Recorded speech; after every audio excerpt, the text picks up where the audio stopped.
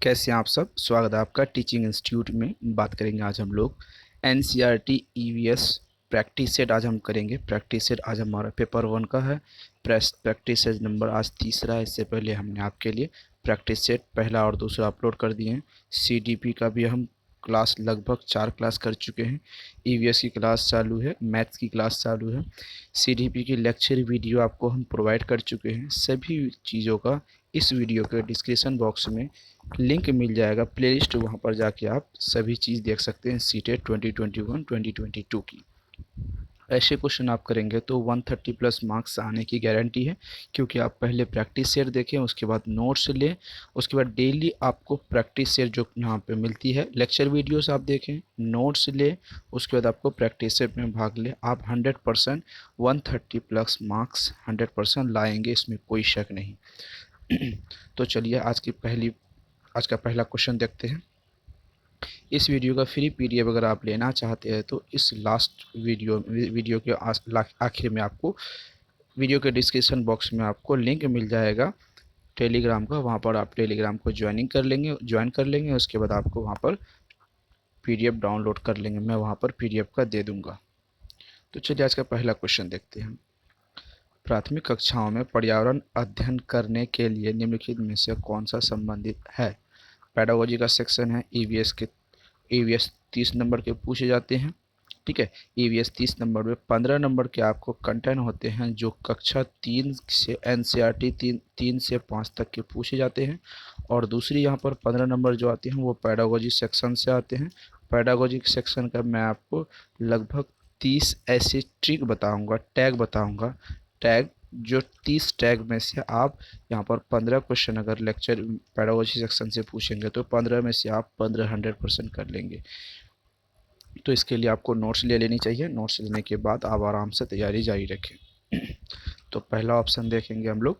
पहला ऑप्शन कहता है यहाँ पर शिक्षार्थियों में वास्तव जीवन की चेतना के विषय में समझ उत्पन्न करता है।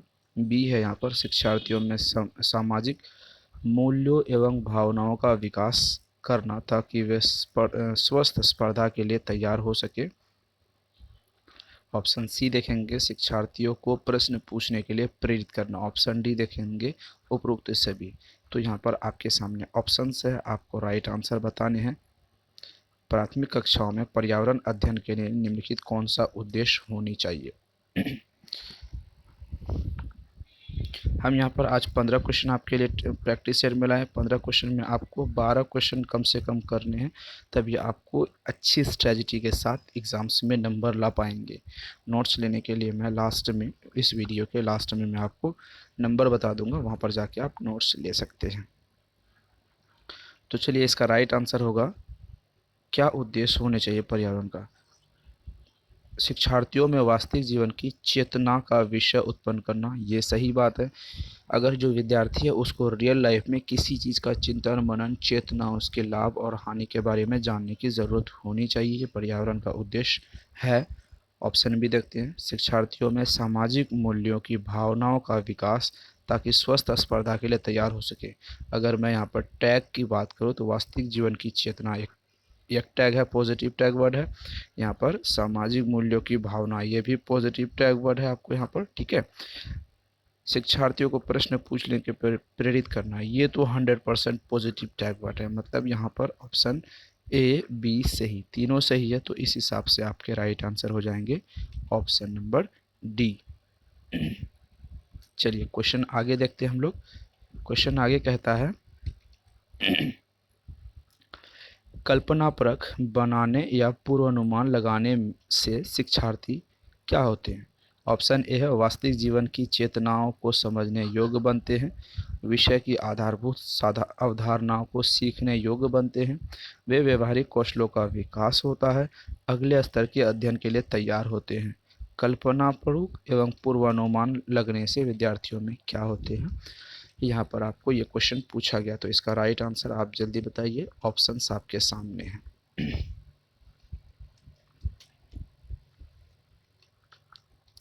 यहाँ पर आपको देख कहता है क्वेश्चन में कल्पना परख। आप किसी चीज़ के लिए कल्पना कीजिए, सोचिए, अच्छी तरह से गहन अध्ययन करके उसे समझिए, कल्पना कीजिए।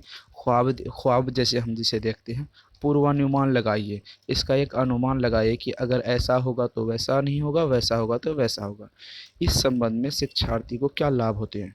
वास्तविक जीवन से चेतनाओं को समझने योग्य बनाते हैं। रियल लाइफ में जो आपके सामने चेतन और अचेतन की जो समस्या, उनको समझने में ये योग्य बनाती है। ऑप्शन नंबर यहाँ पर ए राइट आंसर हो जाएगा।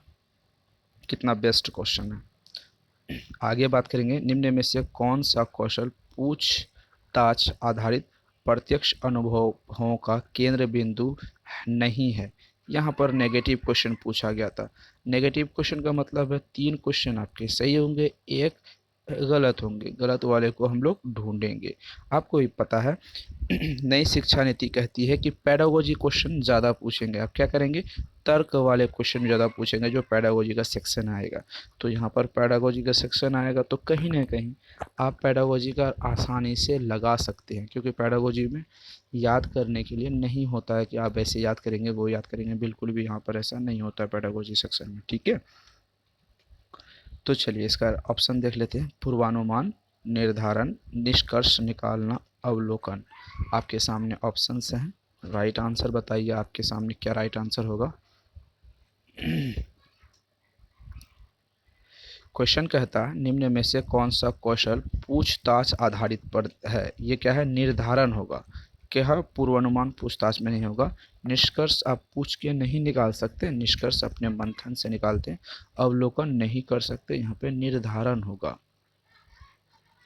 चलिए आगे क्वेश्चन हम लोग देखते हैं। क्वेश्चन यहाँ पर कहता है प्राथमिक स्तर की ईवीएस यानी इन्वायरमेंटल स्टडीज़ की बात यहाँ पर हो रही है कि पाठ्यचर्या को शुद्ध विज्ञान और सामाजिक विज्ञान की संकल्पनाओं को सम्मिलित करके क्यों विकसित किया गया है? ऑप्शन ए है विद्यार्थियों को विशेष विषयों की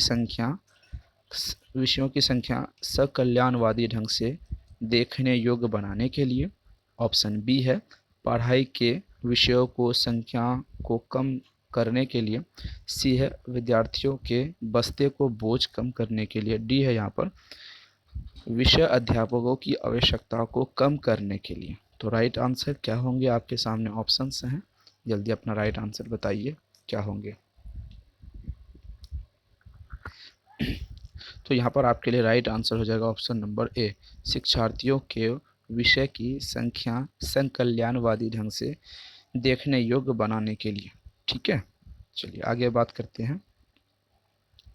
प्रतिदिन डायरी लिखना, मौसम दर्ज करने एवं उससे संबंधित प्रश्न पूछने में बच्चे किस कौशल यानी कौन से स्किल का विकास होता है?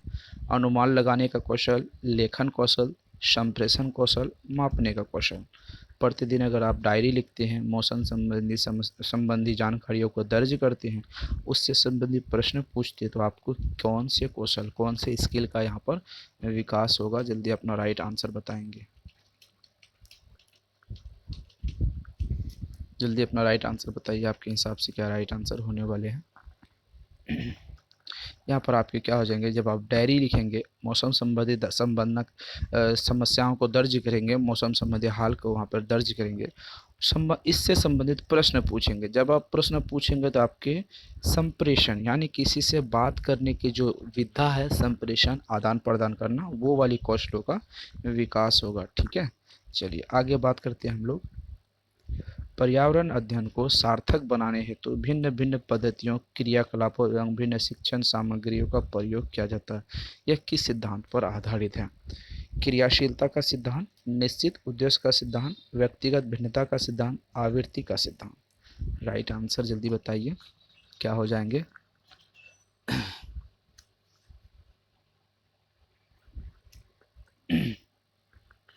चलिए ये क्या हो, व्यक्तिगत भिन्नता का सिद्धांत। ऑप्शन नंबर यहाँ पर सी राइट आंसर हो जाएगा, व्यक्तिगत भिन्नता का सिद्धांत हो जाएगा। आगे क्वेश्चन देखते हैं। राष्ट्रीय पाठ्यचर्या रूपरेखा 2005, जिसको हम क्या करते हैं NCF, कभी कभी इसका फुल फॉर्म पूछ लेता है। इसका होता है नेशनल, इसका होता है करिकुलम, इसका होता है फ्रेमवर्क। क्या होता है यहाँ पर कन्फ्यूजन होता है। ठीक है, ये कन्फ्यूजन कहाँ तक पर होता है? फ्रेमवर्क, वर्क होता है। ठीक है, अब लास्ट में यहाँ पर कन्फ्यूजन होता है। फ्रेमवर्क निम्नलिखित में से कौन सी एक कौन सी एक पर्यावरण अध्ययन का विषय वस्तु थीम मानी है? ऊर्जा, जल, सौर मंडल या मौसम? राइट आंसर जल्दी बताइए, आपके सामने ऑप्शंस हैं, जल्दी इसका क्या होगा राइट आंसर बताइए। देखिए, जब पर्यावरण की बात आती है तो पर्यावरण ज़्यादातर जल पर फोकस करेगी। ऊर्जा ये पर्यावरण के अंतर्गत नहीं आते हैं। मौसम पर्यावरण के अंतर्गत आते हैं, लेकिन सबसे ज़्यादा जल की समस्याओं को देखना, उसकी गुणवत्ता को सुधार करना, उनके बारे में जानकारी हासिल करना, ये इम्पोर्टेंट है।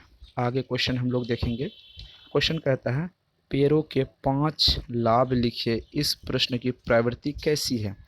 बद अंत वाला अपसारी, बद अंत वाला अभिसारी, मुक्त अंत वाला अभिसारी, मुक्त अंत वाला अपसारी। यहाँ पर तो आपको दो चीज़ें ध्यान से दिख रहा होगा, यहाँ पर है अभिसारी और यहाँ पर है अपसारी।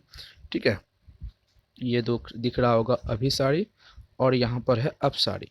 दो चिंतन होते हैं, एक अपसारी एक अभिसारी। तो पेड़ों के 5 लाभ, बद अंत और मुक्त अंत, यहाँ पर भी आप देख रहे होंगे इसको बद अंत और यहाँ पर मुक्त अंत, दोनों में क्वेश्चन अलग अलग करके पूछा है। यहाँ पर एक ही सही होगा। आपको याद है लेक्चर वीडियो जब हम आपको बताए थे मुक्त अंत वाले, बद अंत वाला, अपसारी चिंतन, अभिसारी चिंतन, विश्लेषणात्मक, संश्लेषणात्मक वगैरह सब जितने टॉपिक हैं, वो सभी टॉपिक आपके एग्ज़ाम्स में 1 नंबर कवर कराते हैं हर साल और हमेशा सभी टीचिंग एग्ज़ाम से, ना कि सिर्फ एससी टेट में या फिर यूपी टेट में, ऐसा बिल्कुल भी नहीं है। तो इसका राइट आंसर क्या होगा, जल्दी अपना राइट आंसर बताइए।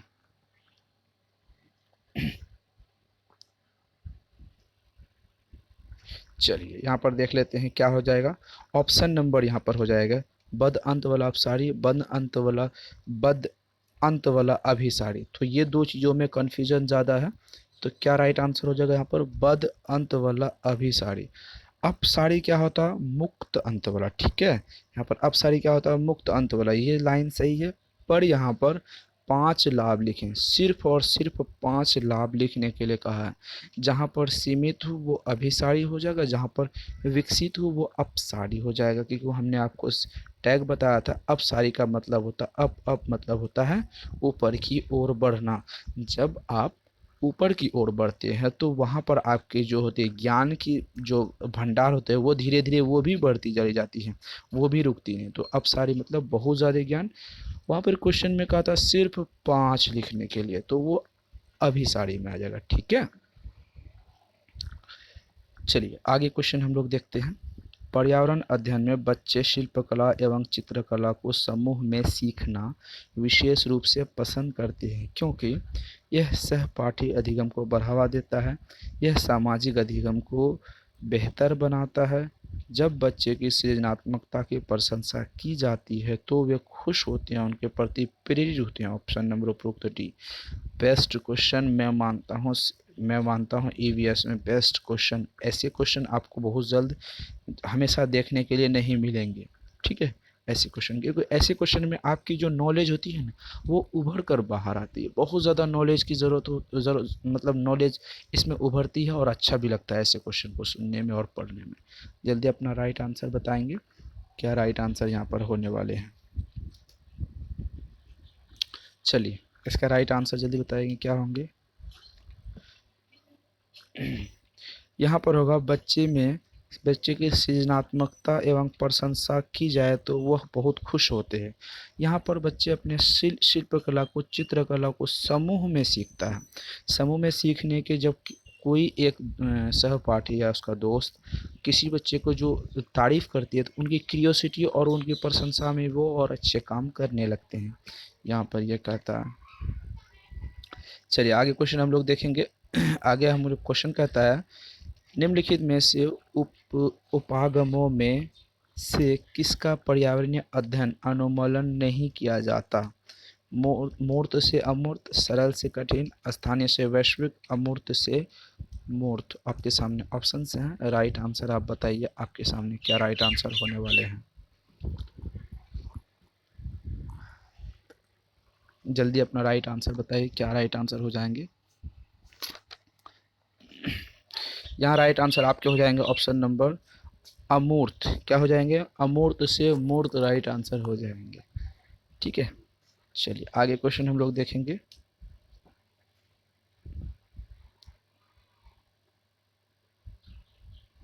क्वेश्चन कहता है विद्यार्थियों को हमारे देश के जीवन की संस्कृति विविधताएं पढ़ने के लिए क्या करना चाहिए। विद्यार्थियों को कहे कि वे अपने परिवार के भोजन के बारे में सूचना एकत्र करें।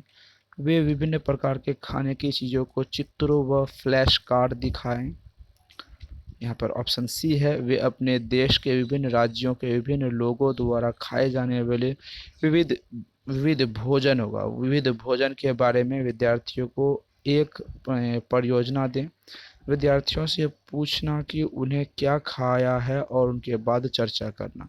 विविधता के बारे में यहाँ पर सबसे आसान क्या लगता है आपके अनुसार, उसको यहाँ पर आप दर्ज कराइए। क्या राइट आंसर होंगे, जल्दी अपना राइट आंसर बताइए। यहाँ पर आप देख रहे हैं विद्यार्थियों के बारे में ऑप्शन नंबर यहाँ पर सी है, अपने देश के विभिन्न राज्यों के विभिन्न लोगों द्वारा विविध प्रकार के भोजन को विद्यार्थियों को अगर परियोजना में लिखें, प्रोजेक्ट कार्य बनाएंगे, इसका अलग अलग प्रोजेक्ट कार्य बनाएंगे अलग अलग राज्यों के अलग अलग लोगों के भोजन का, तो विद्यार्थियों को यहाँ पता चलेगा कि हमारे देश में कितनी विभिन्नताएं पाई जाती है, उन विविधताओं को वो समझ पाएगा। ठीक है, तो चलिए ऑप्शन नंबर क्या हो जाएगा right answer, option number C right answer हो जाएंगे। आगे के क्वेश्चन देखेंगे। जीव जंतु पर आधारित पाठ को पढ़ाने के बाद शिक्षार्थियों को चिड़ियाघर के भ्रमण का आयोजन करने से कक्षा कक्ष अधिगम वास्तव जीवन की परिस्थितियों के साथ जुड़ता है। जीव जंतुओं को पालतू कैसे बनाएं, इसके लिए संवेदनशील विकसित होता है। जीव जंतु संरक्षण के कौशलों का विकास होता है। उपयुक्त डी। क्या राइट आंसर होंगे, जल्दी अपना राइट आंसर बताएंगे। ऑप्शन आपके सामने है, राइट आंसर क्या हो जाएंगे, यहाँ पर राइट आंसर आपको बताने हैं। यहाँ पर right answer option number A हो जाएंगे, कक्षा कक्ष अधिगम वास्तविक जीवन से जोड़ना। ये पॉजिटिव टैग वर्ड है। पॉजिटिव टैग वर्ड आपके लिए है कि किसी भी बच्चे को जब हम बात करेंगे पढ़ाने के लिए संबंध में, जब आपको ऑप्शंस में दिखेंगे कि वास्तविक जीवन से बच्चे को जोड़ना, तो यहाँ पर राइट आंसर 100% हो जाएंगे। ठीक है, चलिए आगे हम बात करते हैं। प्राथमिक स्तर की ईवीएस पाठ्य पुस्तकों में कविताएं और कहानियां सम्मिलित करने से विद्यार्थियों में साहित्यिक रुचि विकसित होती है। विषयों के अधिगम में आमोद प्रमोद मिलता है। मूल संकल्पनाओं के अधिगम में वृद्धि होती है। उपरोक्त डी। क्या राइट आंसर होंगे, जल्दी अपना राइट आंसर बताएंगे। क्वेश्चन आपके सामने है, ऑप्शंस आपके सामने हैं।